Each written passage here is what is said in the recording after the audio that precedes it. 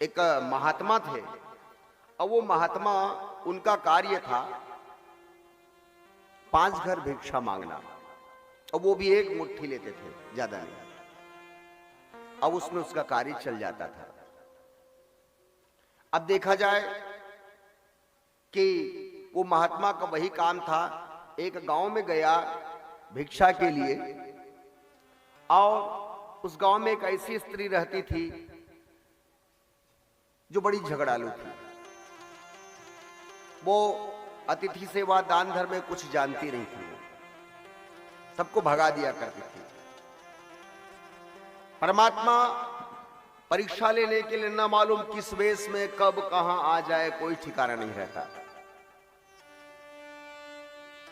उसके पड़ोसन ने कहा, महाराज हमारे घर तक तो आ गए, एक मुट्ठी लिए, आप बड़े ठीक ब्राह्मण है, संतोषी हैं, इसके घर मत जाना। बोले क्यों? इसका कारण है ये सबसे झगड़ा करती है। तो उन्होंने सोचा मैं अपना नियम क्यों तोड़ूं, जाकर मेरा काम है करने का, देखने का। जैसे उसके घर में गए भिक्षामदेही, तो वो चिल्लाना शुरू कर दी। इतना जवान शरीर पकड़े उसके भीख मांगते, वैसा वैसा चिल्ला करके खूब बुलाने दी, नहीं देंगे।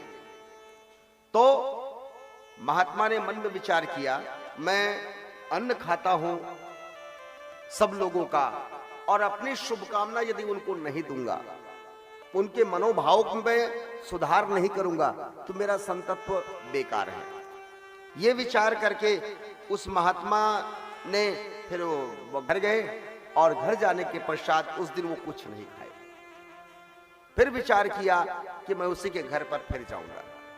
दूसरे रोज फिर उसके के घर में बिना कोई चिंता के गए, और माता भिक्षा दीजिए, भिक्षामदेही। फिर भी उसने कहा कल आए थे, आज फिर चले आए। फिर डांटी चिल्लाई, उसको फिर लौटा दिया। उस दिन महात्मा ने जाकर के फिर कुछ नहीं खाया। फिर भगवान से कहते हैं कि भगवान, जब तक के उनकी बुद्धि में सुधार नहीं कर दोगे, तब तक के मैं उसके यहां जाऊंगा ही जाऊंगा, जो कुछ दे। फिर तीसरे दिन गया और जाकर के फिर भिक्षा मांगा, तो वो लिपाई कर रही थी, इतने गुस्से में आई कि उठाकर पोतनी से फेंक कर मार दी। वो पोतनी से फेंक कर मारी, तो पोतनी को ही पकड़ ली, भाई आपको जो सूझा वो दिया आपने, मैं लेकर चला। बोले अब उनके जाने के पश्चात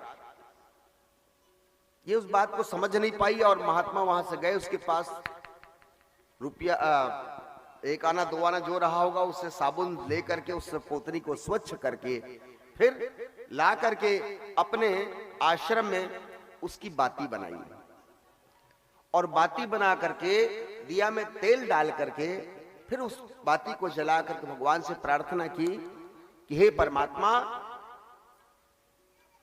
जिसने मुझे ये स्पर्श करके दिया है, उसकी बुद्धि में निर्मल भाव भर दो, विमल भाव भर दो, सुंदर भाव भर दो, ताकि वो जगत में आकर के अपना जीवन सफल कर ले।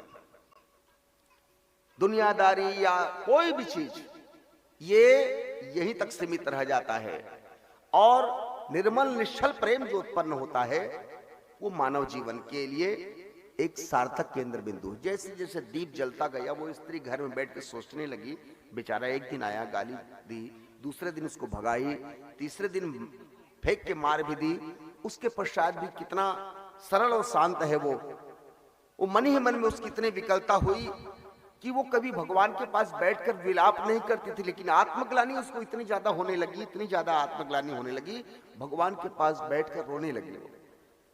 अर्थात उस दीपक का प्रभाव इसके मस्तिष्क तक पड़ने लगा, और उसकी आत्मा निर्मल होने लगी। अब सोचने लगी महात्मा आएंगे तो मैं उसको खूब दूंगी, ऐसा विचार करके वो विचार करके बहुत सारे सामग्री लेकर के इंतजार करने लगी। उसके बाद फिर सोचने लगी, वो महात्मा को मैंने अपमानित कर दिया, वो कहां से आएंगे, लेकिन मैं निवेदन करूं, वो निष्ठावान महात्मा थे। और फिर वो उसी भांति उसके घर में पहुंचे, तो स्त्री पहले संकोचवश निकल नहीं पा रही थी, कैसे जाऊं उनके सामने? महात्मा कहे नहीं निकल रहे हो, तुम्हारे मन में नाराजगी है तो मैं चलता हूं। एक कदम बढ़ाए थे, वो स्त्री दौड़ते दौड़ते आई, इस महात्मा के चरणों पर गिर पड़ी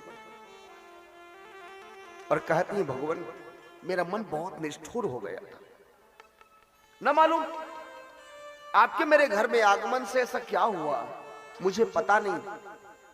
ये कह करके परात में कस के सामग्री वगैरह ला करके दिए। उसने कहा, माता मेरा तो नियम है, एक मुट्ठी अन्न ले लेगा, जिसे मैं भगवान को भोग लगाता हूं, मैं प्रसाद पाता हूं। इस प्रकार गृहस्थ